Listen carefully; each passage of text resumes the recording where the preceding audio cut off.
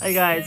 JFK ことジョー・フランシス・カバタです。アメリカがパリ協定にまた正式に戻るという報道がされていて、パリ協定ってどんなものだったんだろうっていうことを知りつがあるかなと思って解説していきたいと思います。JFK チャンネル。ではまずパリ協定がどういうものであるか。すごいシンプルに言うと、異常気象とかがあちらこちら起こってて、気候変動の影響で人類が苦しんでるから、国際社会全体でどないかして悪化しないようにしようっていうことを定めた合意。そもそもパリ協定は条約なのか。でまずその条約っていうものは、国家間の合意、政府の承認だけじゃなくて議会の承認もいる。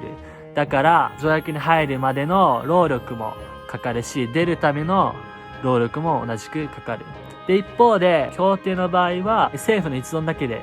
入る、出るが決めることができるから、もちろん議会の承認も必要ない。だけど政権が変わったら、簡単に出ることができるから、政策の継続性が失われてしまう。世界各国はパリ協定をどのように見なしているのか。まず日本の場合は、国会の承認を得て、パリ協定を条約として捉えています。一方でアメリカ、パリ協定を条約として見ていません。で、オバマ政権の時に実際にパリ協定に入るってなって、共和党が強くパリ協定を条約として扱うように指摘していました。だけど、オバマ大統領はその共和党の声を無視して、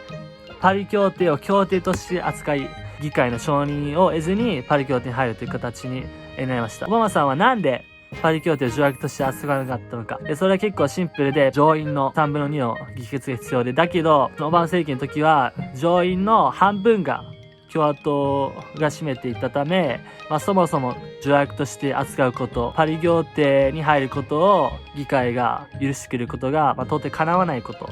なので、オバマさんは協定という形でパリ協定に入りました。で、これの問題点として、政府の政策に継続性がない。で、コロコロ政策が変わってしまうことによって、アメリカ信頼できるかなっていう、そういったイメージを抱かれるっていうことが、アメリカがパリ協定を協定として扱い続ける問題点だと思います。こんな形でパリ協定は条約協定であるか、国によって扱い方は違う。JFK